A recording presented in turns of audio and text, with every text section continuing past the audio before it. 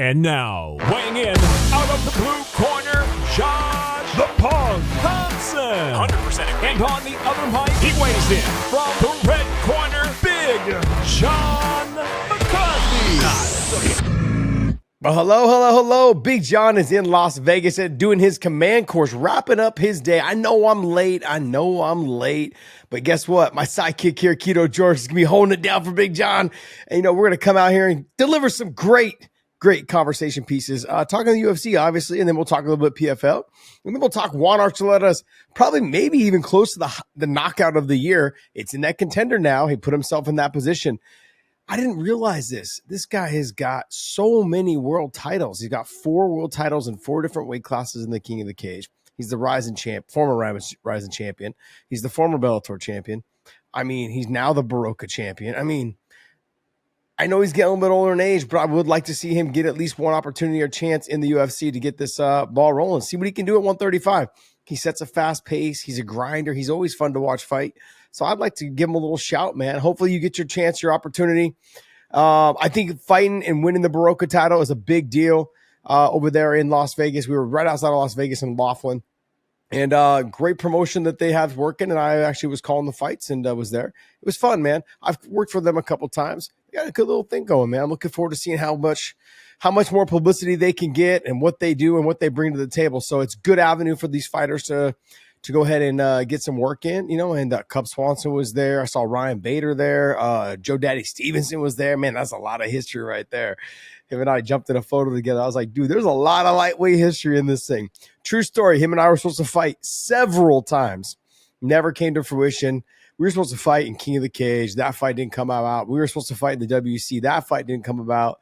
Then in the UFC, I was supposed to, when I was potentially going to sign with the UFC, that fight didn't come about. And, man, there was just so many fights that coulda, woulda, shouldas along the lines. Joe Daddy Stevenson was going to be one of them. But, man, that guy's doing really well right now, and I'm happy for him. It's good to see Cub, too. Cub doing it's always it's so great catching up with the old guys, man. I know I don't want to call him old because, Cub's still doing his thing and, Joe Daddy and everyone, being around still in the fight game. But, man, I love running into the old faces. Brings a lot of memories back in the old school days, like running into each other at King of the Cages, running into each other at Ultimate Athlete. Just so much history, man. Love it. I love this sport, love these fighters, love these people, man.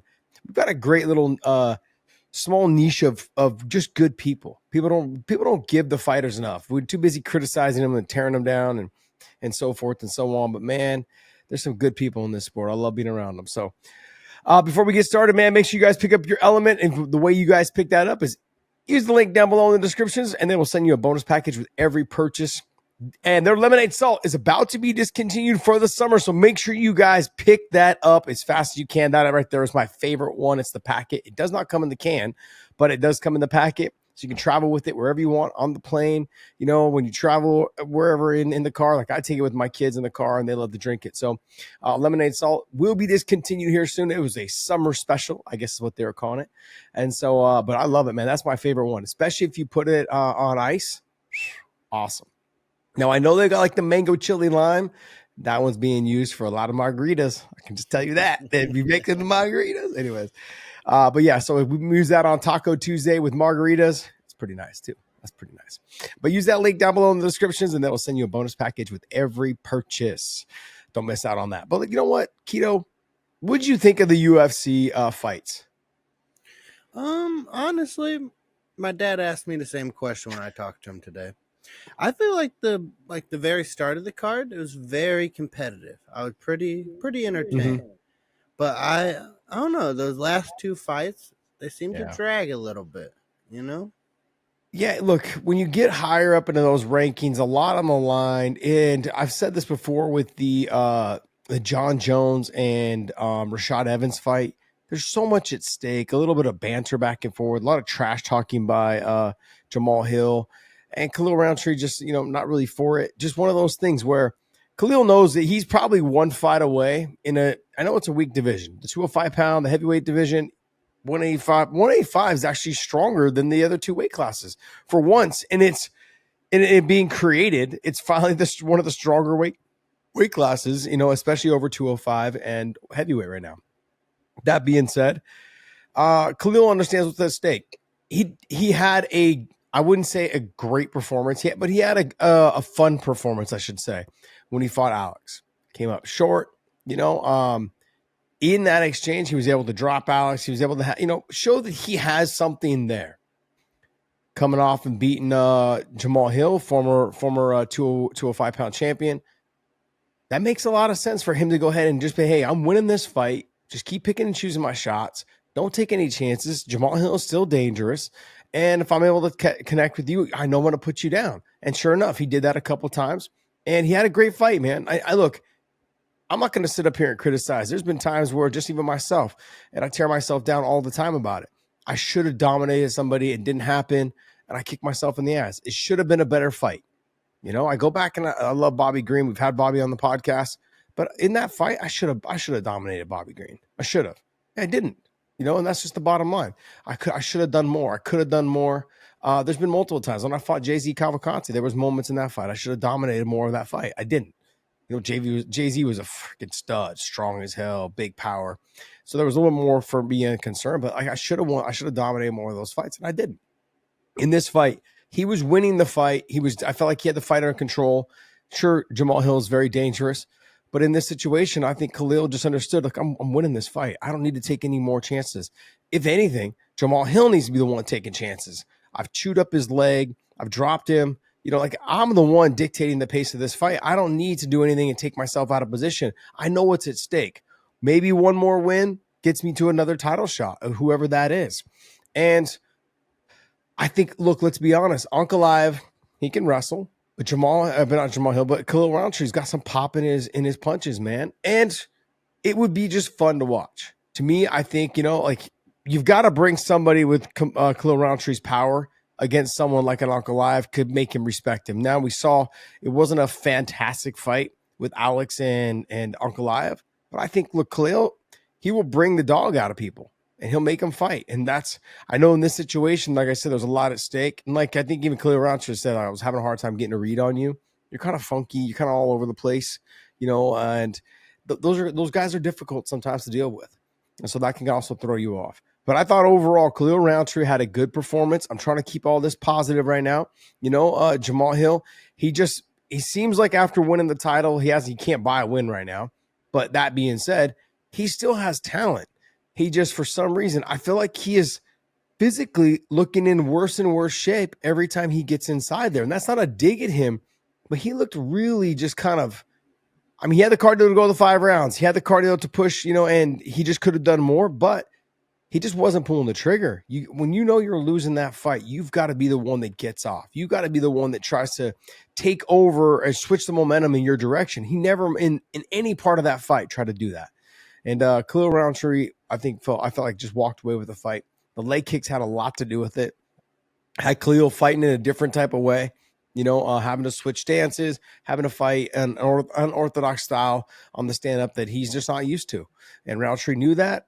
Big, powerful kicks, then the big shots, the big overhands, that were landing. All those things were throwing Jamal Hill for a run. So I thought overall, though, great performance by Khalil Rountree. It wasn't the most exciting fight.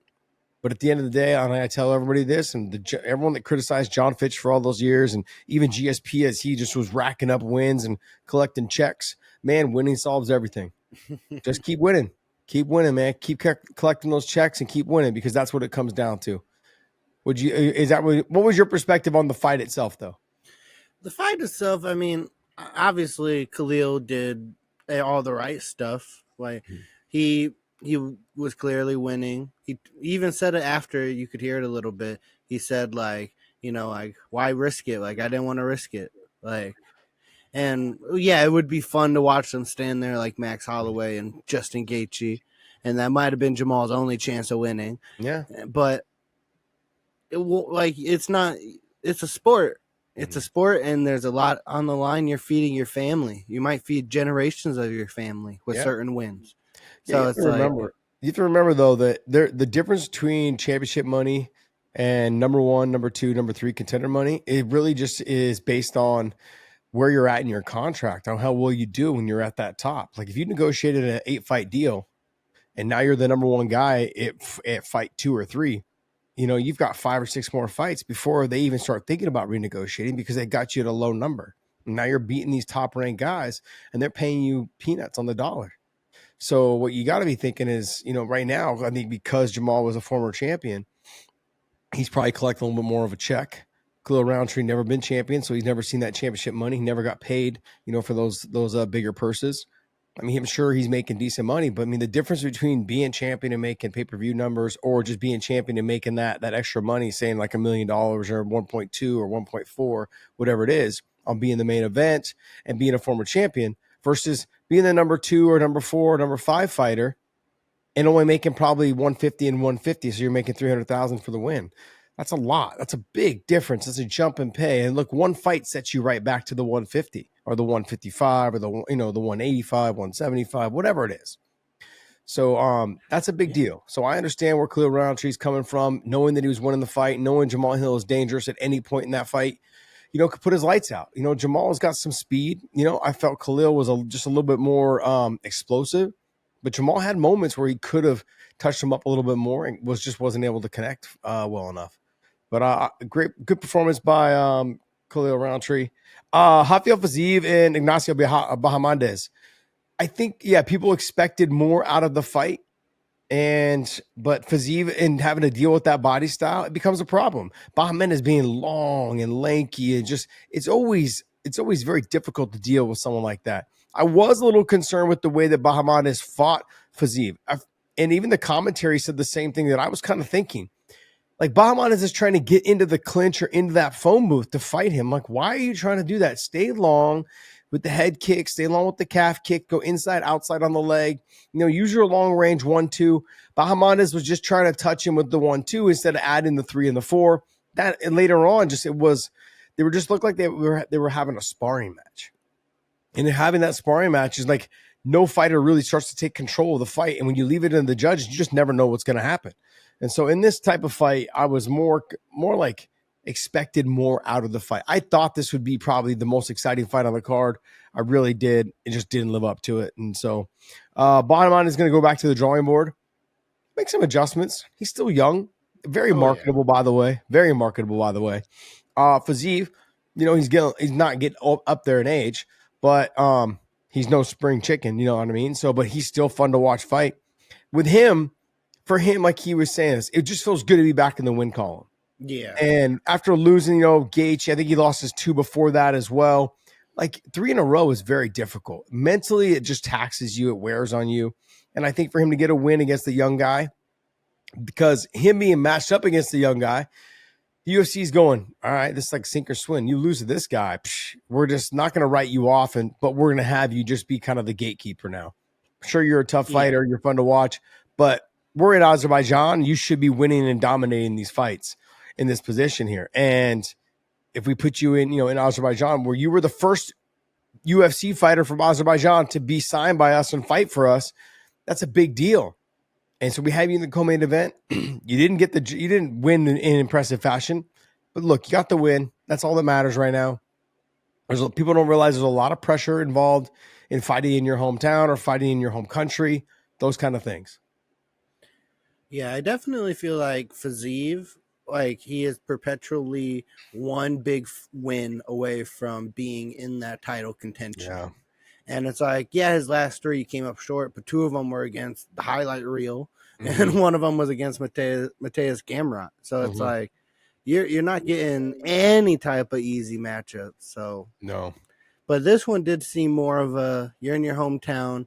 Here's this young, fresh kid. Go make some fireworks. And it might not have been fireworks, but it was sure some damn good competition. Bahamondes turned into a wrestler for a little bit. Also, now you're a wrestler.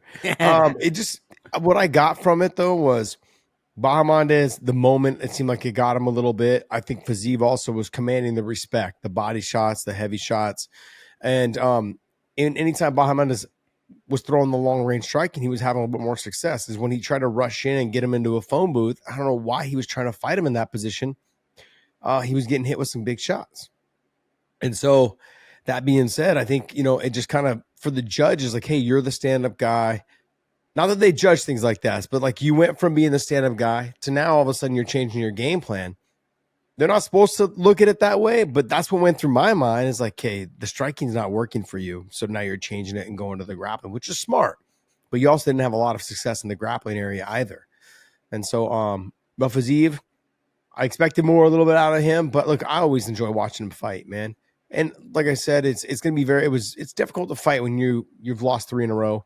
Try to get that win, get back on track. He's got the win now. Look for him to really try to like make a statement and make a name for himself. Not just make a name for himself, but start calling out. Who do you know who he called out? I'm trying to remember. There was somebody that he had a name for, I believe. I don't remember. Normally he calls out such silly people. Well, Fiziev is ranked number 11 right now. I mean, him and Dan Hooker would be a great fight. That would pretty much be the only fight that I think I'd probably match him up against right now. Of the guys in that top 5, top 6, top 7, he lost to Gamrot. Paddy Pimlin's looking. They'll probably put Paddy right into the title shot if Ilia Topuria wins. So if I'm going to say Fiziev, I mean, I can see maybe a Fiziev and a Michael Chandler. He called out Dan Hooker. Yeah, that's a good call out. There you go. So I was right. So perfect. That's a perfect fight. That's a tough fight for him though too. Dan just is a dog. Dan bring the dog out of everybody. Doesn't matter what it is. They'll bring the dog. So that's good. That would be a fun fight. Sign me up for that. Just sign that fight. Look, I love when fighters are the matchmakers because they know what fights motivate them. They know that like, hey, this fighter will probably bring the best out of me, and I know I'll bring the best out of them. We're gonna stand and let it go, and that's a great call out. That's a great call out. Gosh damn, good thing I brought it up too. That's a damn good call out. All right, so let's go ahead and move on. Curtis Blaydes and Rizvan. What'd you think?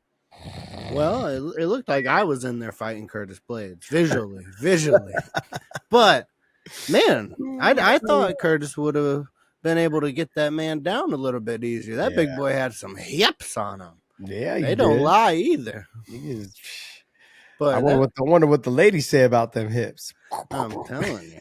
No, but we I mean, look, it wasn't a super exciting fight. They had some good exchanges on the feet, but if you take a look at if you take a look at both of them after the fight, you would think Curtis got fucking mollywopped.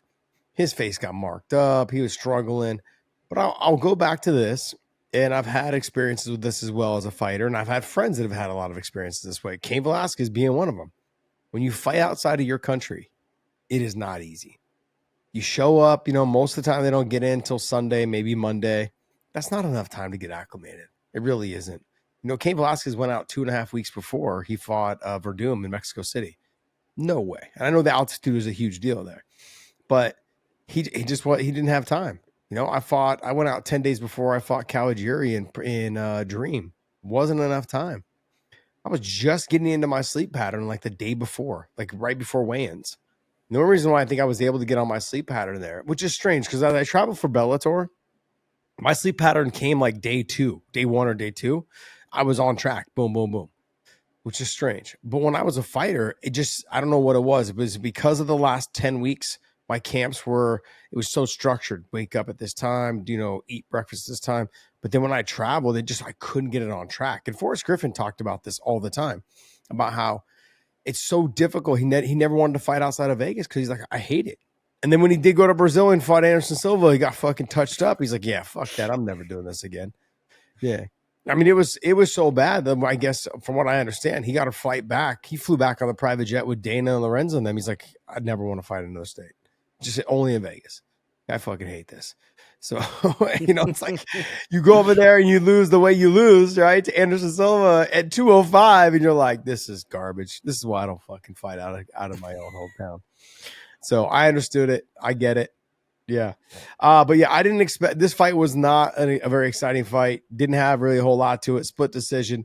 But, another fight that I thought was going to be a lot better of a fight was Orolbia versus Musayev. Tofik, I know he lacks the grappling, but it just seemed like he had nothing whatsoever for the grappling at all. And there was no sense of urgency to get up, no sense of urgency to fight the takedowns. And I expected a lot more from him. I know on the feet he can be dangerous and fun, but man, like the takedown defense just wasn't there. And hey, I'm gonna go ahead and just bring this up. the guys that have come from PFL and Bellator, bro, they're like 0-5 or some shit like that, right? So you've got Musayev lost. You had Patchy Mix lost. You had Pitbull lost. I'm going to give Patricio a pass. He took the fight on short. So did Patchy. I'm not going to give Patchy as much of a pass, only because he right now he's perfectly in his prime. He is always training. I know it was a big moment for him. I'm not going to give him as much of a pass. But I mean, I've been texting with Patchy a little bit here and there. He understands, like, hey, I've got to make some adjustments. I got to make some changes. And, I think that he's going to be back. People keep bagging on him and dissing on him. I'm not going to do that, man. I'm not going to do that to these guys. Patricio, just a little bit older in age, took the fight on short notice. Didn't have a great fight. And fighting Yair Rodriguez is never an easy fight. Doesn't matter who you are. That's not an easy fight. So explosive, fast, movement, like, all those things. I mean, that's a difficult guy. And, it was one of those things. Anyways, so Tofik just kind of, I don't know, didn't perform at the level that I thought he could have. And Orolbia, though, put on a great performance. He understood what the game plan was, and he went after it. The game plan is to do what? If you know somebody is not as good on the ground, use what you have to get the fight to the ground. And that's what he did. He did a great job. He hit the top. He landed some clean striking. And then off the transition, when he waited for Musayev to retaliate, he lowered his hips, got the takedown, drove him to the ground, put some pressure on top, made the pass, did all the things he was supposed to do. Went for the Kimura, got the Kimura. Great job, man. Great performance by Orolbia. I didn't expect Orolbia to have that much success in getting the takedowns against Musayev, because Musayev is explosive. He's fast. He's got decent takedown defense, or from what I've seen, he's had good takedown defense. Didn't look like it in this fight. So good on him. But let's go ahead and talk about fight of the night. So fight of the night was Sadykhov versus Motta. What a fight. Every moment of this fight was awesome from beginning to end. I mean, there's nothing you can say about this fight. I mean, Sadykhov was in big trouble in the first round. Going into the second round, Sadykhov just looked like he was a little flat. Like he allowed the crowd to get to him. And what I mean by that is he was taking it all in. These are important moments for fighters out of this area. They're like, all my family and friends can actually come watch. They can all be here. That's very important as a fighter. Like, how many times I've talked to fighters and they've been fighting for 10 years, 12 years, and only like their immediate family's been able to fly themselves out to come watch. No friends, no other people, because they work in working class, blue collar areas, and everyone's got to have a job, and everyone's got 4 kids, and they can't afford to go fly there and go fly somewhere and watch their friend fight as much as they would love to. And so this is a big deal for a lot of these people, a lot of these fighters that were there fighting, and for their people to come and watch them, whether it's in the country or nearby, whatever it is. It's a big deal. And I can't say that enough, how hard it is to fight in front of your family and friends that have never seen you fight, because you want to put on a show. You want it to be exciting. You want to represent for them. You want to, let them know that all the sacrifices of missing their kids' birthdays or missing your family's weddings, whatever it is, that it was done in just. Like, hey, I did it because this is what I'm looking to do. And for them to come out and be able to watch someone put on a performance like Sadykhov did, man, what a great job. Because in that first round, it just looked like he was a little bit behind. He was like kind of withering to the pressure. There was moments where he had his back to the fence and was allowing Motta to touch him up. And he was rolling with it. Nothing was really getting in clean, but it just looks bad in the judge's eyes. And it was a great fight, though, I thought. And then the way that Sadykhov started kind of coming back a little bit, picking and choosing his shots, landing the clean stuff, very nicely done. Very nicely done. And I enjoyed this fight. To me, this was the best fight of the night. I think actually before all that, they were all decisions. So there wasn't much else to talk about actually before this fight. So, but Sadykhov was fun to watch. Motta, I want to see him back ASAP, and I want to see Sadykhov back is ASAP.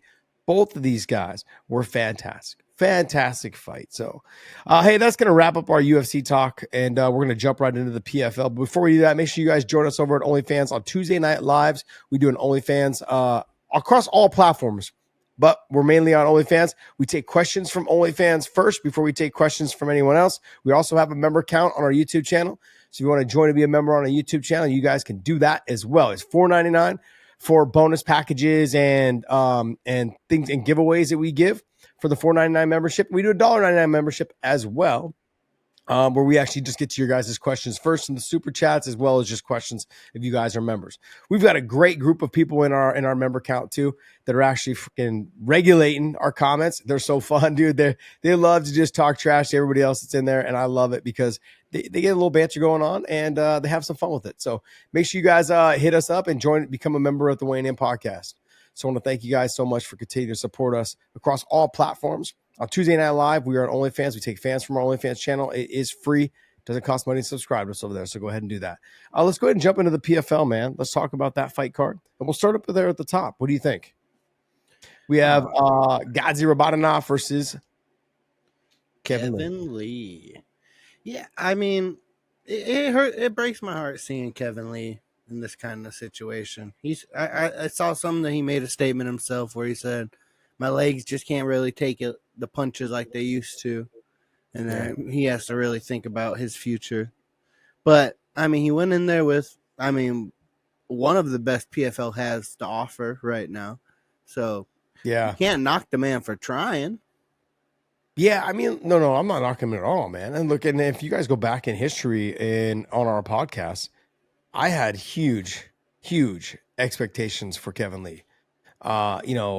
Even before he fought Greg Gillespie, I thought for sure, like, this kid, he's physically built like a brick shit house, super athletic. He's got power. He's just fun to watch. He's a little stiff. I thought maybe he'd work into that. He hasn't changed much though since his fights before Greg Gillespie and the Gillespie knockout that he had. He hasn't changed much. Not much has changed. He hasn't gotten any better. A lot of that is due to the bouncing from gym to gym. That's one. A lot of it's due to just not feeling like he belongs anywhere. I don't know what that comes from. You can tell, like, he just feels like he didn't belong in the UFC. He feels like he didn't belong over here. He didn't belong there. Wherever he's going, he feels like he's almost like he's not welcome. And in this situation, I don't know why. If you have Kevin Lee, you just signed him, he still has a good name. He still brings in people to watch. Why would you put him against Gadzi Rabadanov the very first fight? Why? Any chance you had of building him up or having an opportunity to build something off of his name is gone now. Because Gadzi made it look easy. And anytime you do that to any fighter, the fan morale, the fan, support, it dips. It dips drastically. And it just didn't look good. So, going from the UFC, going to the PFL, and then losing his first fight in and losing the way he did, that's not good. That's not good. That's one thing that I feel like Scott Coker does very well is he builds up superstars. Like, he builds up stars.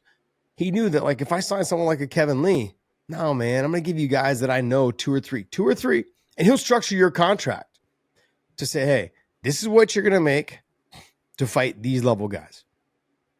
When you're ready for the next level of guys, I'll restructure your contract. But I want to have you for an 8-fight deal or a 10-fight deal. But I'm going to go ahead and give you, like, this is where your level is here. This is where your level is here. If you want to jump in and fight these guys, I'll pay you more. But if you want to keep fighting these guys, I'm fine with paying you to fight those guys, at this level. The problem with continuing to fight these guys, one day one of those guys may beat you. And you're only getting paid that. So take your chances and go up to the top. But after 2 or 3 wins, fighters have that confidence that everything they're doing is working, and they feel the level. I want to try and get up there to that next level. Let me get to that next level. Let me see what it's like up there. And they get a win there, like, oh, okay, I'm feeling good. Let me go ahead and just keep trying. And then I keep trying, and they keep winning. They're like, oh, I'm making a lot of money. Let's see what that third level is there on fight 8, 9, and 10. So I could go ahead and get a restructured contract for more money. And PFL just didn't do that. So they signed him. I don't know what they're paying him. Maybe they are paying him a lot of money, and he had to jump right into this fight. But I felt like he should have got a win. He should have fought someone where he could have got a win, or at least made it a dog fight where, hey, people are like, oh, he's back. You can see it. Now, in terms of his legs, I mean, he's had problems before. I want to say it was the Barboza fight. He got rocked and his legs went stiff, and and he did the jab judo, right, on the ice skates. He was doing the jab, doing the stanky leg. But I mean, look, Rabadanov right now is just firing on all cylinders. Obviously, Team Khabib, and just a great person too. He's got power in his hands. He can wrestle. He's got fast hands. He reminds me of, like, I know that Ilia Topuria, he's got big power. Ilia Topuria, though, he stalks after you and kind of just slowly, kind of marches after you like a tight boxer. Whereas Gotzi's got bounce in his step and he gets in and gets out. But Gotzi's got those fast hands and he keeps his positioning tight. So when I compare like the two of them, like they both have very tight elbows to their chest and they strike really well. Their combinations stay tight when they throw them. I put Gotzi's a little bit faster, but obviously I think Ilya's got more power. But I look at them, I don't know what it is. Something about them kind of makes me feel like they're similar. Obviously different, like they just different fighters, but I'm saying like there's that little bit of style that kind of looks like there's a little bit of similarity. So Liz Carmouche and Donna, I mean, overall, I expected Liz to walk through Donna, giving Donna her first loss, which she was 8-0. In this fight, though, I expected Liz to go ahead and land more cleaner shots on the feet, stuff the takedowns. Donna being a tough fighter, just and gritting it out, doing the best she can. I need to see a finish, though, from someone like Liz Carmouche in these type of situations. I know they're bringing in the young girl, but Liz, to me, in this fight, especially in that third round, she started showing her age. She tried too hard in the first 2 rounds, started looking a little tired, and I very rarely have seen Liz look tired. And she looked tired in that third round. The young buck, I don't want to say buck, but the young female, she was coming after her. She was trying to land some big shots. She was making Liz tired. Both of them looked exhausted in that last 20 seconds. But that's the way a fight should end. Both fighters should have left it all out there, and they both did. So, but I think because Liz has the name, because Liz has the experience and the name recognition across, multiple platforms, I think everyone expected her to walk through Donna, and it didn't happen. Now, the fight for me, the fight of the night was Barnawi versus Archie Colgan. Great fight. And I should say fight of the night, but it was also Hadley and Alves. Both those guys had great performances, or all 4 of them, I should say. All 4 of them had great performance. But the Barnawi fight, Barnawi is the guy that he's tall, long, lanky, really goofy jiu-jitsu. Striking is atrocious, but it's there. But what I mean by it's atrocious, like he's literally taking shots to the face as he walks forward and then tries to elbow your face off and like rocks you with an elbow, and he hits you with a combination and clinches your head and uppercuts you and then elbows you. It doesn't look pretty, but he wins. Like I almost want to like compare him to a Matt Lindland. Like Matt Lindland had horrible striking, but he always hung on the head, try to uppercut you and elbow you and then take you down. And that's kind of like the Barnawi style. Like Barnawi he strikes out obviously better than Matt Lindland because everyone did. But I love Matt. Matt, if you're listening, I love it. I know every once in a while you chime in and hit me up. But yeah. Anyways, I look at Barnawi, man. Barnawi is the guy, man. Barnawi he's a dog tough. But Archie Colgan right now at 12-0, great win for him. He looked exhausted in that third round, but Barnawi also fights at a style it's very unorthodox, very hard to deal with, and he never stops coming forward. Barnawi in the lower shows was a fantastic fighter. Then he came up, fought in Bellator, had some great dog fights in there as well. His fight with Brent Primus when they were both about 4 years ago or something like that. Fantastic fight. If you guys haven't seen that fight, that was in Paris. Barnawi is from Paris. That was a fantastic fight. Both of them were just jacking each other up, and Primus came away with the win. But Archie Colgan, big power in his hands, snap and jab. He's got to throw more than just the 1-2s. He's trying to land the big home run shot because he's fallen in love with his power. But Archie Colgan is someone with great credentials in the wrestling department, but he puts it together very well. Good at stuff in the takedowns, and good at getting the takedowns when he gets in a little bit of trouble. He's also very good at avoiding the submissions. And man, I expected him to come out and make it a dogfight, and that's exactly what he did, and that's what Barnawi did as well. This was one of the best fights on the card. Then you got Alves versus Hadley. I mean, Alves just had more power. I felt like Hadley for some reason reminds me of a very young Crazy Bob Cook, and I said this on my Twitter. He has that little bit. If you guys go back and watch Crazy Bob Cook, I think he was in UFC 21 against Tiki Goshen. If you go back and watch that fight, he looks the way his style is like his, and also too, he's got the bald head. He's got the kind of like the no tan, super pale, like blotchy spots of hair on his chest and, and his arms and shit like that. And just their body style seem very similar. And almost like the way they carry their arms when they're fighting, like the way they jab and their elbows are out wide, wider stance. Very similar to how Crazy Bob was. Crazy Bob just had power and like a really, really mean person to train with. Hated training with him. But Alves, man, he was able just to come forward, land the cleaner, harder shots, able to put a hurting on Hadley. And I thought, man, this is a big step up in competitions for Alves, and he made Hadley pay. And Hadley to me he's a fun fighter to watch, and I really thoroughly enjoy watching him fight. But man, Alves has been on fire. His last 2 fights were absolutely spectacular. Great job by Alves. And then Brent Primus versus Alfie Davis. I mean, overall, man, it was a very close fight. It really came down to that 3rd round. And I mean, it just came down to that Alfie Davis had the better performance in the 3rd round. It cost Brent Primus the fight. It was close. Could have went either way. But I mean, I had Alfie Davis winning the fight because of the way the 3rd round it shook out. And Brent Primus, like, he has this tendency sometimes. He's good off of his back. He's got a good gogoplata, omoplata, all those situations. But I can't wrap my head around it. He mentally blocks sometimes, and he's comfortable just allowing himself to stay in that bottom position. And that's not how you beat guys at the top level. You've got to either sweep, submit, get up, or submit, sweep, get her up. Like, you've got to work that transition. Work for submission if I can't get it. Try to hit the sweep if I can't get it. Kick you back and get back to my feet.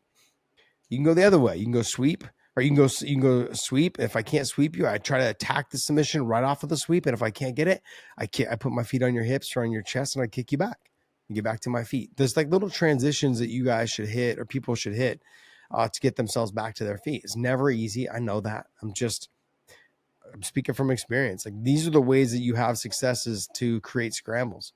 And if you guys go back and watch my Clay Guida fight, man, I did in that fight exactly what Brent Primus does. Is I just allowed myself to just be comfortable in the guard position, taking shots and just going like, fuck, I can just get up. Eventually in the 5th round, I just turn my back and give up, and then get up to my feet and have more success in the 5th round than I did in the rest of the fight. And it was a mental block. And I think Brent Primus has got to get past that mental block. Him being 40 years old, not much time left, to make as much money as he possibly can. But in this situation, like, this is a very winnable fight for him, and he let the moment slip away. Alfie Davis, though, for him, I also think to look at this fight, Alfie Davis is a better fight because we've already seen the Robotinov fight with Brent Primus. The speed of Robotinov would have been a lot. It was a lot in their first fight where he was able to catch Brent Primus and knock him out. In this fight, the Alfie Davis fight will be a fun fight. I think Robotinov still gets it done, still wins the fight. But hey, I also want to see, to be honest, I want to see Kevin Lee fight someone like a Brent Primus. Their stand-ups are very similar. Neither one is like freakishly fast. Like, Brent Primus is not the fastest fighter, and I'm saying that in a very kind way, by the way. Kevin Lee, he leaves himself out there. He's not a fast fighter either, but he leaves his punches out there instead of retracting them back. So he leaves himself open to be countered quite a lot. And in the wrestling department, they're probably both about equal. Submission department obviously goes towards Brent Primus. But I think if I was to match Kevin Lee up, I'd probably match him up against someone like a Brent Primus right now. Both physically big for the weight class. So that'd be a fun fight to watch. I like that fight a lot. I like that fight. Two big names too. Like a big Bellator / PFL name and a big UFC name. You know what I mean? Well, Brent Primus is also 40 years old. Kevin Lee, I mean, I don't know how old he is. How old is he? 29? 30? Let me look. I think he's still young. Is he? 32. Wow. Yeah. 32 years old. But in MMA years, he might as well be 40, Nah, let's not do that to him. I know, I'm joking.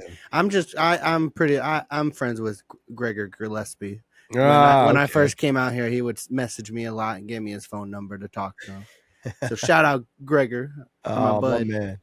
I'm gonna skip over the Wetzel. I mean, like, pretty much I'm just gonna say, like, Jenna Bishop, because she's going on to the finals. Good for him. Good for her. Good performance. She got the submission. And then Magomedov, little shaky, but he also gave Mohamedov his first loss. So 16-1. A great Magomedov to me, is probably one of the more underrated fighters that are out there. He's got the win over Peter Yan. He's got he's had some great performances. Now, I know he's lost to Patchy Mix, but he's also a different style of fighter that will bring threats.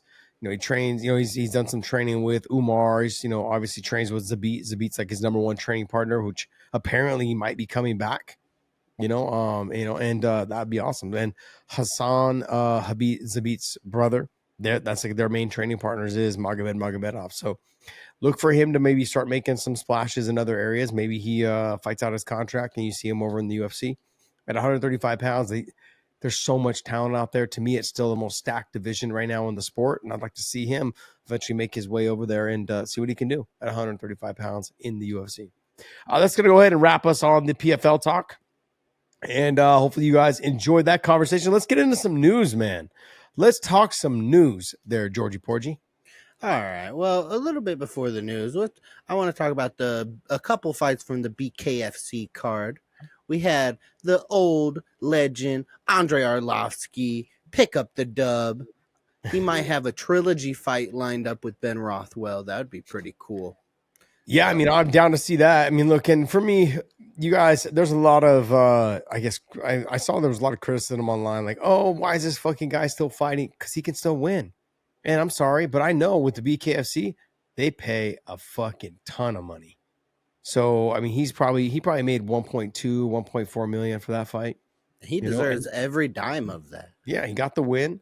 Look, when you have something still left in the tank and you enjoy doing it, fucking do it till you're done. Do it till you're done. And and for him, he got the win. And very impressive. Good on him, man. Good on him. And so if he gets that next fight with Ben Rothwell, good on him. I don't know if that's a good fight for him, but we're gonna find out. He's up 2-0 in the series, right? I know, but here's the thing, though. Like, obviously, bare knuckle was a completely different style of game. The people don't realize how much those gloves make a huge difference on you staying on your feet or not staying on your feet, or the fight being stopped by a cut and not being stopped by a cut. That being said, Ben is just physically just a freaking monster. A monster. If he gets in that clinch and there's no takedowns and I'm going to lean more towards Ben Rothwell. But and this is what the UFC was saying is, dude, like, we can't get rid of you because you keep kind of winning. And they're maybe not the most exciting fights in the world, but like, you keep kind of winning. So like, please just go away. And that's exactly what he did. He's like, all right, cool, I'm out of here. I'm going to go do, and sure enough, BKFC picked him up. There's the fight. So he got the win. Good on him. And then you had Jessica I versus Agapova. Oh, yeah. I mean, for me, it was the weigh-ins, man. The little kiss at the weigh-ins got me. It won the show, basically. Yeah, pretty much. And I was telling you before this, it was one of the better weigh-in kisses that I've seen. It was pretty smooth. There was, Jessica I wasn't too pissed, but she was like, "You get one, motherfucker."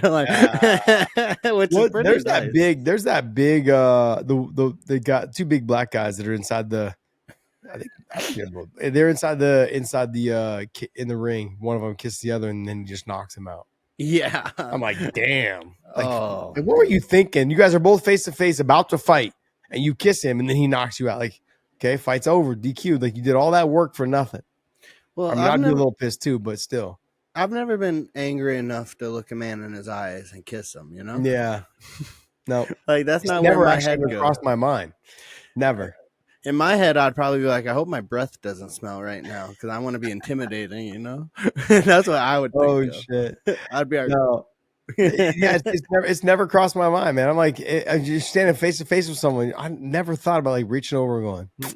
But hey, two girls, see it all the time. They do it at nightclubs. Might as well do it on the biggest stage right there when you're about to fight. Hey, they know what sells, And Agapova is very she seems like a wild child. Like, you go back and like, I remember seeing her at a couple events, UFC events, and I think even a couple of Bellator events, walking around in like these black, cargo pants with like army boots and then like a super bright green, top, and like a funky hat on and stuff. Like, yeah, it was wild. She's got the piercings everywhere and all this stuff. So yeah, she's wild, man. She's wild, but good for her. Like, look, I mean, she didn't win any rounds. Jessica I pretty much pieced her up. Was able to control pretty much all the action. So, but she won my heart. She that's did. What matters. She did. I mean, she exploded on the scene with her big win when she first, or maybe she went. She came in? When she came into the UFC, I can't remember if she won. But see, that's the thing. I just remember her exploding onto the scene. She came out and fought her ass off, and everyone was like, "Man, I can't wait to watch her fight again." She was fun.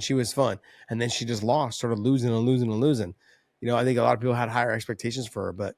I mean, I've heard she had some struggles, at the gym, and then had struggles outside in the real life. She had put out a press thing saying that she was living in her car for a little bit. So very tough to deal with. The fighter life is not the life, to be honest.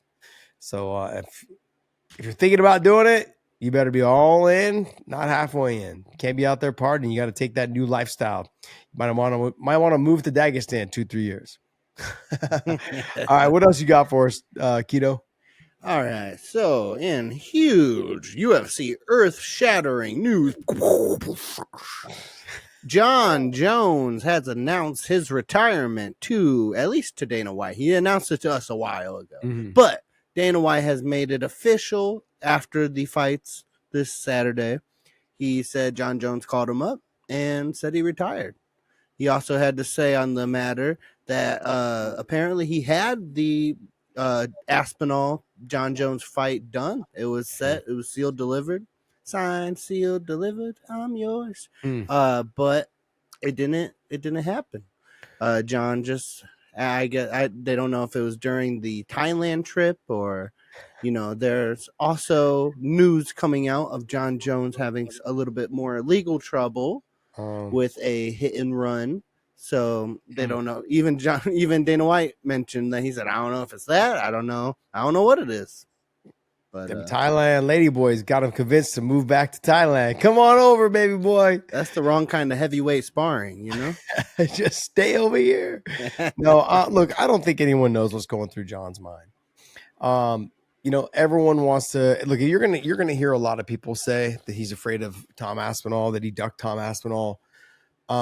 Those are everyone that's just looking for clicks. And, look, in moments I haven't said anything like that, but I mean, I've said things knowing that it would get clicks. No, just knowing. And like, if you have a show, you're going to say that. You're going to say something along those lines. Let's be honest. Jon Jones, he's not that guy. He's not that guy. He's not afraid to fight anyone. Maybe the motivation there is not there. It's not there anymore for him. And he knows that. It's hard to get up for these guys. They're all younger. He knows that. What do they call that in the pro wrestling world when you let someone win over you?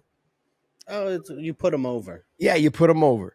He's not allowed. Like he's not allowing any young buck. He's not going to put over any young buck. He's not going to do it. He's pulling a Hulk Hogan move. Yeah, his ego is so big, so large. You can see the way he carries himself. You can see the things that he gets in troubles for. Like he's got a huge ego, which, in the fight world, he can have. But in the real world, it's not suiting him well. But the bottom line is that he's not afraid to fight Tom Aspinall. As much as I know that's a storyline, I know you're gonna see all these clicks of people on Twitter and on, all these other people that are running, news sites and other podcasts. He's definitely not afraid to fight him. He's not. That's just not Jon. Jon knows what he's good at. He's just not motivated. And I understand it, man. There's guys that I was just not motivated to fight. And I've seen other fighters just be like top world-class fighters going like, man, this ain't the guy that I want to fight. Like, and they just had bad performances and they don't want to have that. Jon has been doing this for so long. And in no way, and all you guys know, if you listen to this podcast, I'm not a Jon Jones fan at all. Okay. But the bottom line is I'm not going to sit here and blow sunshine up your ass and tell you he's afraid of fucking Tom Aspinall. I'm a Tom Aspinall huge fan. I said that when he first came in. This kid is going to be phenomenal. And I even put out a tweet today basically saying like, look, now he can move on. Tom Aspinall can move on now from the Jon Jones situation. And I said, now it's hashtag Tom time. You know what I mean? It's his moment, his time to, to start creating his legacy. And good on him. Let him just be free of the Jon Jones drama and the headache and everything that came with it, and let him move on. I think by the time that Tom's career wraps up, he'll end up being one of the greatest heavyweights of all time. And you can say, well, it's a weak weight class. He needed the Jon Jones. He doesn't need Jon Jones. Would Jon Jones have been a great addition to that win if he was able to get it? Absolutely. I'd be lying if I said otherwise. But Jon Jones is just not motivated to fight him. And you wasted 1.5 years, waiting around for him. And you're almost ready to turn into Michael Chandler. And notice how my voice cracked when I said that right there. It was one of those, when I'm watching how this was all playing out, I'm like, man, Tom, just get some wins. Maybe that'll motivate Jon. If you got some wins in that last 2 years or 1.5 years, instead of waiting around, I think maybe Jon, there would have been more buzz about it. Jon would have been more motivated about it. But I think him seeing that you're not fighting at all, he doesn't have enough footage on you. Jon watches tape. He's made it very public. I watch tape. I see how these guys fight. There's not enough tape on you. That maybe is something, I guess you could say, maybe that's something that kind of was kind of bugged him a little bit. No, I'm just not motivated. I don't know enough about him. I want to fight someone that there's a lot of tape on because I've seen enough sample size to where I can exploit this, this, and this. I understand that. I understand. Look, last night I called the fights at Borroka in near Las Vegas. And Juan Archuleta's fighting this kid named Denny Linton. There's not a lot of footage on YouTube of Denny Linton fighting. But Denny Linton's got had, up until last night, one of the longest win streaks outside of a big promotion out there in the smaller shows. But there's still not a lot of footage on him. Juan gets stuck in a bulldog choke last night at a minute left. And I'm like, oh my God. Because you don't know what this guy's good at. You can only see what had happened. Some of the YouTube videos I saw of Denny Linton were from 8 years ago. I'm like, what the hell? I can't get anything from that. And so if you're a Jon Jones and you're like, look, I've seen Tom Aspinall fight, but I've got a total of 7 minutes or 6 minutes of his footage. That's it. That's not a big enough sample size to see what he'd be good at. And so for Jon, I think he's just, it could be that. The other thing that could, this is something that Alan Jubon brought up on X, and it's a very valid point. Why would I fight knowing that I'm already considered to be the GOAT by most people? Most people consider him the GOAT. Why would I take a chance and lose to Tom Aspinall on heavyweight? And I'm going to be collecting a probably $3 to $5 million check from this class action lawsuit. I literally don't have to work and I get paid. He's going to collect $3 to $5 million. I mean, maybe even more. But he's going to get a pretty damn big chunk of that money. And when he does, he's got that plus the money he's made from the Cyril Gane fight and from the Stipe fight. I mean, if I'm thinking to myself, he's I don't got to train for this guy. Let him fight. And if I want to come back, I'll come back. I mean, that's where I'm at mentally in this situation. It made sense when I started seeing the Jubon thing. Maybe some of that had to do with this. Look, I'm just going to collect this check from the class action lawsuit. And then I've already got money saved up I've already got money from the Stipe and the Cyril Gane fight. And then I can just sit back and watch these guys fight. Plus dealing with all this issue that apparently just happened recently, right? Where aggressive female was naked from the waist down. The cops found her in a car. And she said that Jon Jones was driving her and wasn't there anymore. And he had fled the scene. So I'm not this is all just speculation. That's all this is. So, but then she called, I guess apparently she called from her phone, called Jon, and Jon picked up, I guess sounded drunk is what the cops were saying. Then they talked to Jon in person. They talked about, there was mushrooms, there was alcohol, there was whatever involved. And who knows? We're going to see what happens with this. But it would be very, very unfortunate. Another hit and run. He leaves the scene, leaves her there. I mean, this is with a female in the car who's naked from the waist down. He's married with kids. It's just come on, man, get out of your own way. What makes you, if this is true, it's all just speculation right now. If this is true, what makes you do stupid shit like this? I mean, is it the money? Because we're seeing dumb shit too on the Conor side. We've seen the dumb shit on the Conor side. Is it the money? Is this what the money does? I truly can't tell you. I can't tell you I would be in any different situation of Jon Jones if I was in his position either. I would pray that I would be making some different decisions, but I was, at 22 years old, being the light heavyweight champion of the world, like, come on. Yeah. Like, and you see, biologically in his family, mental health is a factor. And, all you can do is pray and hope everything is going well, because he's a grown man. His decisions are his decisions, whether it's to be medicated, unmedicated, have support, not have the support. That's Jon. And it's all part of what makes his story his. Yeah, I think when people are that I don't want to say alone, but they seem like they're that alone.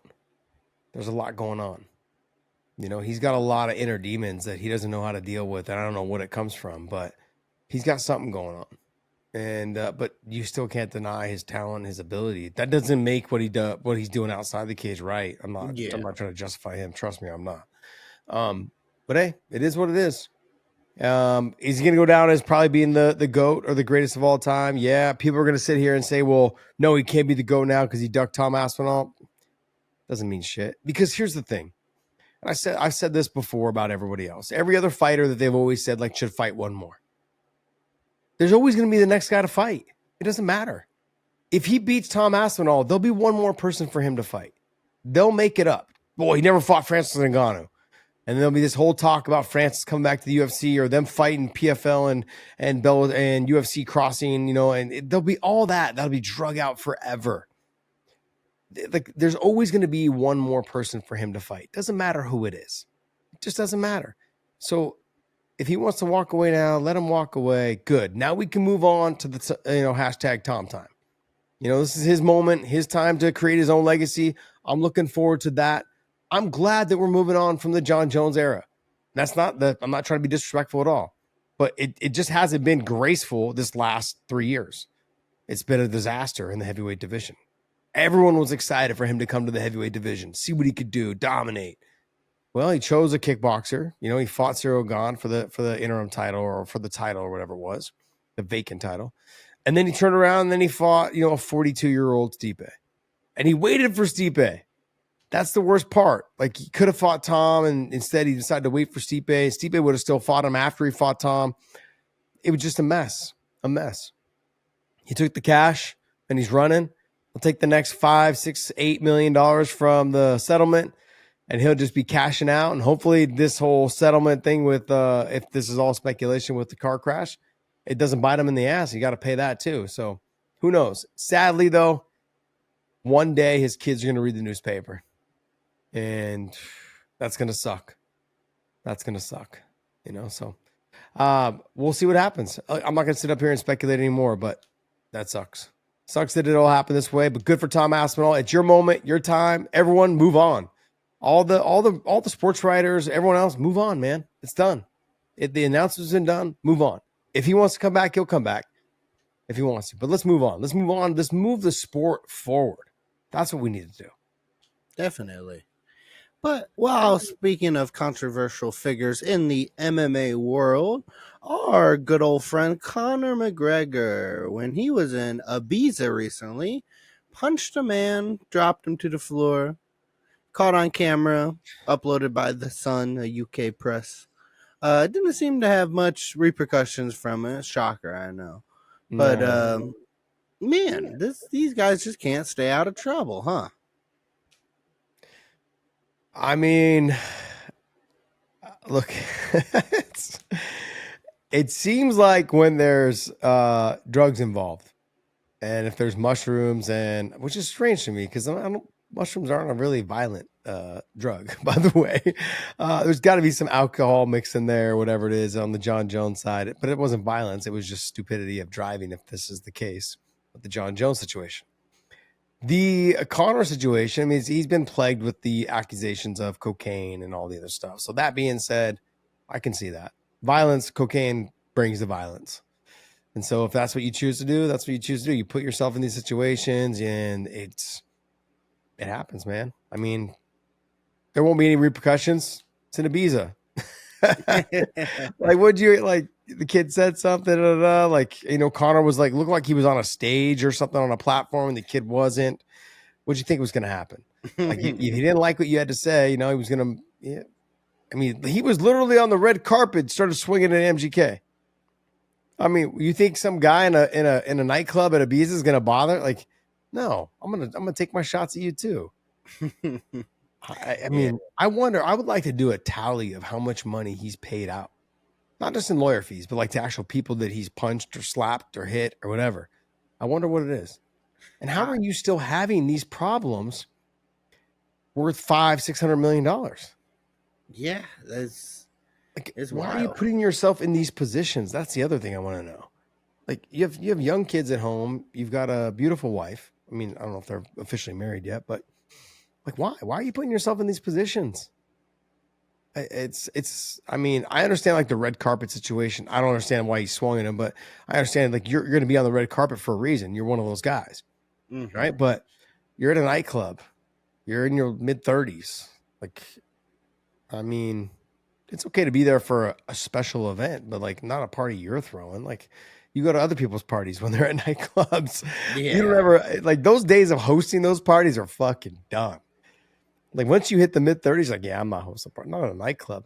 Maybe at like a nice cocktail bar. We're all having a good drink, have apps and stuff going around. You have a nice little cocktail bar. Everyone's having drinks. You've got big wigs there that everyone's shaking hands, kissing babies, and you guys are making up conversation. That is fantastic. That's how you should engage, I think, in real life, especially as you get older. Not at a fucking nightclub. Yeah, George, he getting down with the techno. But no, that's not what we're doing these days. No, move on. I don't get it. I don't understand it. I don't. If I had $400 million, shit. If I had $40 million, I fucking wouldn't be at a nightclub. I could tell you that. There's no way I'd be at a nightclub. So I'd be having fucking sushi catered at my house on a fucking daily, and I'd just have friends over that I enjoyed spending time with. That's it. That'd be my life. What else you got? All right. So to wrap us up, my favorite type of MMA news is the MMA news that involves us. It really it gets me going.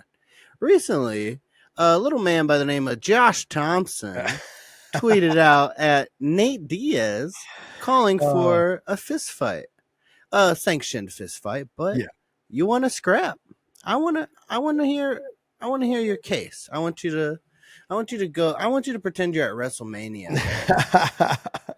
What do you got to say? I'm not great at cutting promos, man. Let's just be honest. Look, like I said in the tweet, like, he turned down the KSI fight. KSI offered him a decent amount of money and said, "Hey, I'll fight you." He turned it down. He basically he's very difficult to deal with. And I think everyone knows that. Every promoter knows that. It just so happens that I happen to be really good friends with a really good promoter that lives in the Bay Area. And he's putting on fights, Mr. Scott Coker. And there'd be no bigger place to put it on than in San Jose at the arena there. No better place. Gilbert and I have laid our platform there. I fought Nate there. I know for sure that we could sell at least 12 to 14,000 seats in that arena. And you throw on a couple other good fighters from the Scrap Pack and from AKA. There's just no way. There's no way that we don't capitalize in that arena. There's just no way. I mean, it'd be huge. I think we would do a better job than Masvidal and Nate did at the Anaheim Center there. I think we would do a better job in San Jose, in the Bay Area. I think we would sell more tickets. My personal opinion. So that being said, I think there's money to be made there.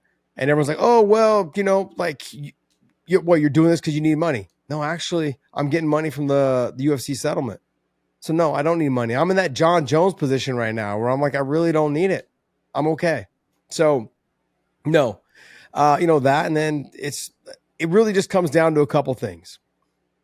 One, I didn't get a retirement fight. My retirement fight was Patricky, and I felt like it was a headbutt. Big John McCarthy was the ref. He says it was a headbutt. The commission, who is run by complete idiots in California, except for Andy Foster, the rest of them are all fucking dumb. Not the people that work the shows, the ones that are actually the ones that make the decisions at the top. They're morons. They have no clue. Like, they basically said, "Oh, you got headbutted. Yes, we saw the headbutt, but you look like you were okay." That doesn't stop the time that I needed to recover But anyways, to move on, I felt like I didn't get a retirement fight. And so that's kind of been itching at me a little bit. And I've made it very clear that bare knuckle fighting, because I grew up fighting in the streets. And I just said, bare knuckle fighting to me seems like fun. I know that bare knuckle fighting has offered Nate a lot of money to fight there. And that's always sparked my interest. And I would love to fight Nate Diaz there. Love it. So I have two options. I can fight him under Scott Coker in boxing. We can do it there. We can do it in MMA too if you want. I just didn't want to train wrestling and grappling and all the other shit. You didn't want to kick him in the head again. I even said no kicks to make it more fair. So we can box. We can even do boxing with MMA gloves. That sounds like an even more fun exchange. Yeah, you can do, or we can do dirty boxing. So I mean, if you got Mike, Platinum Mike Perry, hit us up. Let us know what the deal is, what the number is. And see what it is. But look, there's options out there to make that fight. Now, everyone knows Nate is difficult to deal with. So that's the word on the street. UFC doesn't want him back because of that. That Conor fight is absolutely not going to happen now because they can't make that fight happen unless it's in the UFC. So you turn the KSI fight down. The Conor fight's not happening because of the way you looked against Jake Paul. It won't happen in the UFC. What other options do you have? I know you got probably some options. You can pull the trigger anytime you want. But this is a fight that I think in San Jose we can sell.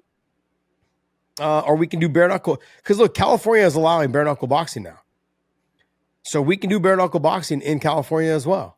Doesn't have to be in San Jose. But what better place to do it if you want to make money than doing it in San Jose? At a great arena there. We could host it there. And Scott Coker could promote it. Or, if BKFC wants to do something in LA, we could do it there. Whatever it is, we could figure it out. But I know there's money to be made there. I think it would be a big draw. The story writes itself. I'm the only guy to TKO you. I'm the only guy to put you on. I don't want to say that, but to put you almost out. Certain street. Yeah. I mean, put it this way: your brother threw the towel in, trying to save your life. So there won't be any kicks this time, and we can go ahead and do it again. There's nothing stopping it. So. Like I said, promoters have actually reached out to me already and said, hey, is this fight, should we start thinking? I said, hey, if you guys can get a hold of his manager, if you guys can get a hold of him and he wants to do it.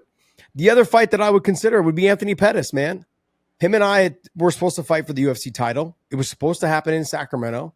The fight didn't happen. He got hurt. And I know that's nothing to Anthony Pettis. And that's not a dig at him at all. But I say that in quotations because he was 26, 27 years old when he won the title. I was 36 going on 37. So I understood the UFC's position in that, and they put him on the Wheaties box. And they had a bunch of PR stuff for him to do, T-Mobile, Toyo Tires, all that stuff. And so they had him on a full PR run, and he was hurt. And so I saw the writing on the wall. And that's a fight that I'd like to get back. He's still out there busy. He's got his own fight promotion.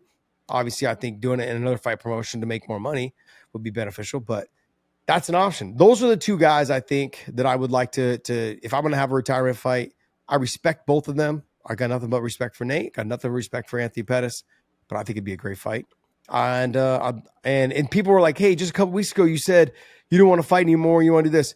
Yeah, but you know what the itch is? It's not the itch to really fight as much as it's the itch to get that retirement fight. It's that itch to do what Dustin Poirier. Dustin Poirier is the reason why I started kind of firing this back up a little bit.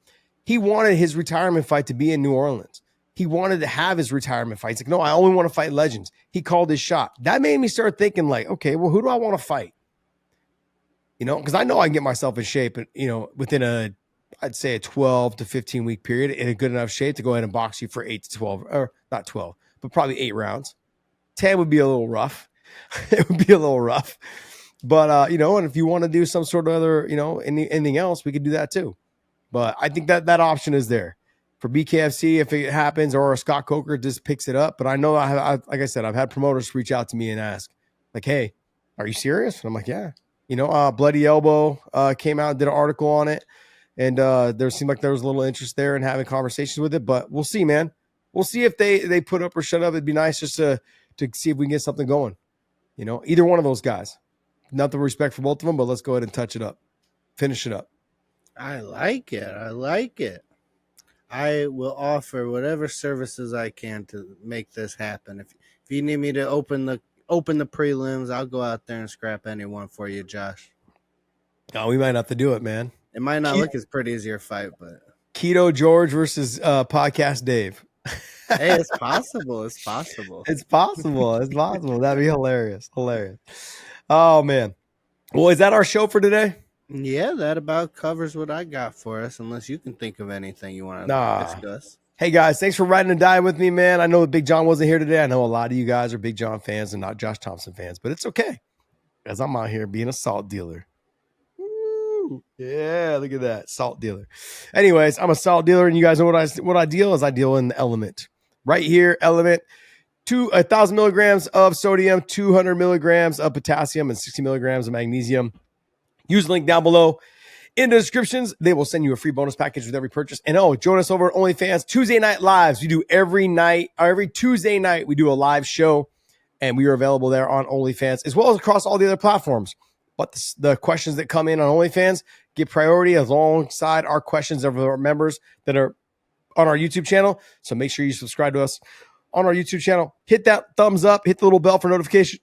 I want to thank you guys so much for continuing to support us. Man, we are out of here. We'll see you.